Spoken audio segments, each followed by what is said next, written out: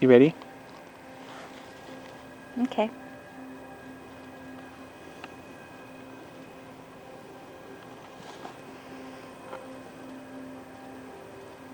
Mother Neff.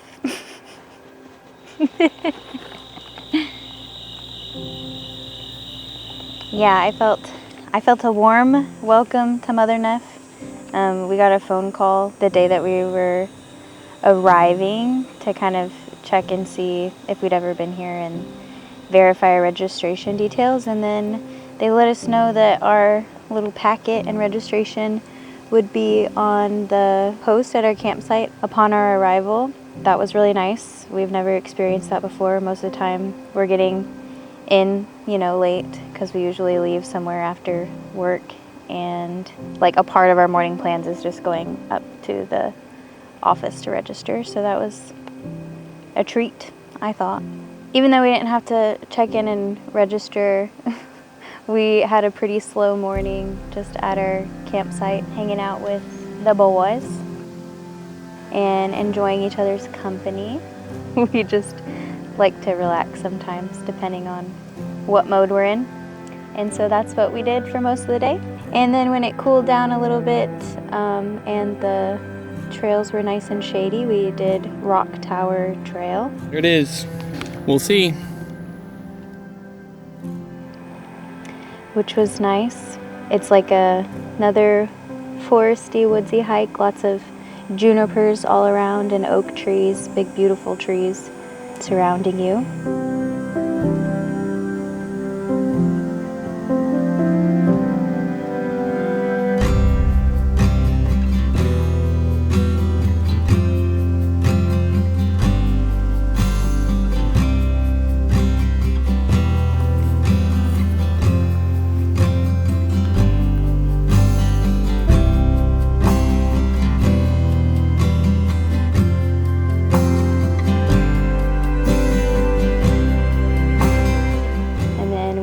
To the Rock Tower, which was built a long time ago, and we went up to the top, and you kind of get a different view, and you can basically, you're like eye level with the treetops, which was really cool. Something we considered in those moments was like when they built it, how tall were the trees? We were wondering if like the trees were lower whenever they built it, and then they've kind of grown up a bit, so you're kind of just like in the tops of the trees, where I'm wondering if before it was kind of like more like sweeping views, you could see out more. If that's not something you're into, okay, but I still thought it was really cool.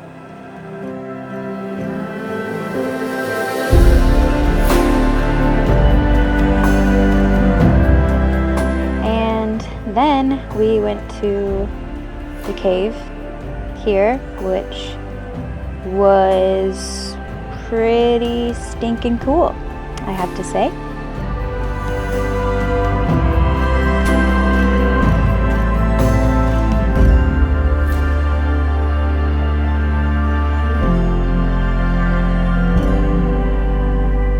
Tonkawa Cave. Tonkawa Cave? What do you think of it? I mean, it's one of the coolest things I've seen, just this big shelter. I mean, that's like one of the first times I've been able to like picture, because humans used to just use nature for shelter. And so it was interesting to just kind of picture what that might have looked like there. I went into the cave and just kind of looked at what it looked like, from above. And you're like really, really close to the top and just kind of inspecting the rock and a whole bunch of years of something being delicately carved out. It's pretty cool to see. I think this is really freaking cool.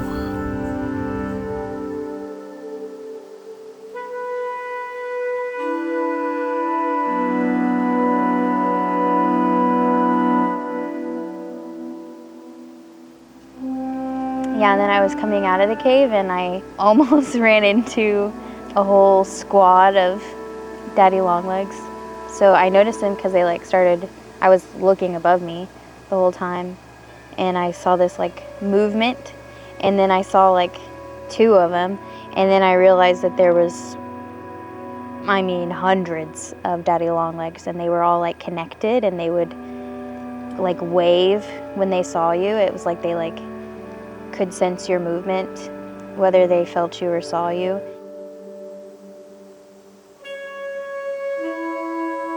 And when you were still, they would get still, and that was interesting. I've never seen anything like that. I'm glad I didn't run into them and get, you know, enveloped by them or anything. That would have been freaky, but the way we experienced it was kind of perfect. And then we saw that. Yeah. Oh, what's wrong? So how old are you in human years? Old. 70. What do you mean? You've been a puppy your whole life. Okay. Thank you. All safe now.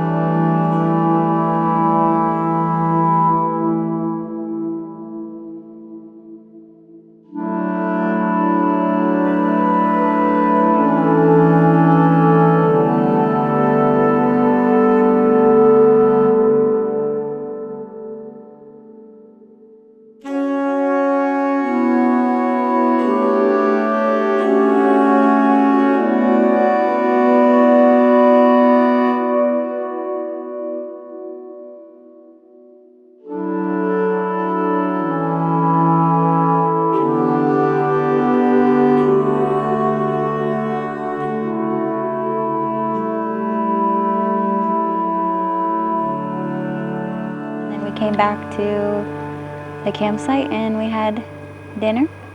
And then today. Yeah, okay. And then this morning we got up and we did the regular pond trail, not to be confused with the wash pond trail. And that was a beautiful little stroll kind of through like the prairie part of this park. And it took you down to a pond.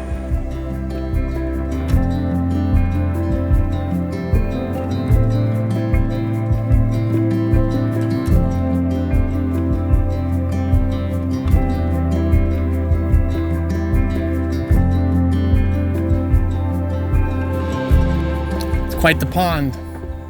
And then we watched the sun slowly light up the tops of the trees. And that was a really nice way to spend the morning.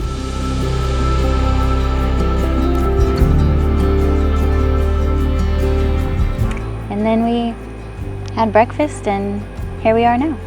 That might not sound like a whole lot. This is one of the smaller parks that we've seen, but there is a bit of magic here. It's very beautiful. I might be a little biased because we happen to get, I think, in my opinion, the best site in the park, site number 19. You can still see the moon. Yeah, so all the sites are full hookup if that's something you're looking for. But this site in particular has a layer of trees. This one's my favorite. Why? It's beautiful and it does have like a big gaping hole in the middle of it, but it's still thriving, which, you know, could be symbolic if that's the way you think about things in the world, and I do. And then we have this cool little nook to our campsite. I love a good nook. This time of year, I guess, we were protected from the sun most of the day. We were very shaded, which was nice. Just kind of sprinkling through the leaves there. And then your like campsite is all gravel, which I appreciate. It helps keep things nice and neat. And then you have your standard like, you know, picnic table that you have at most parks, but you have this sweet little like campfire setup.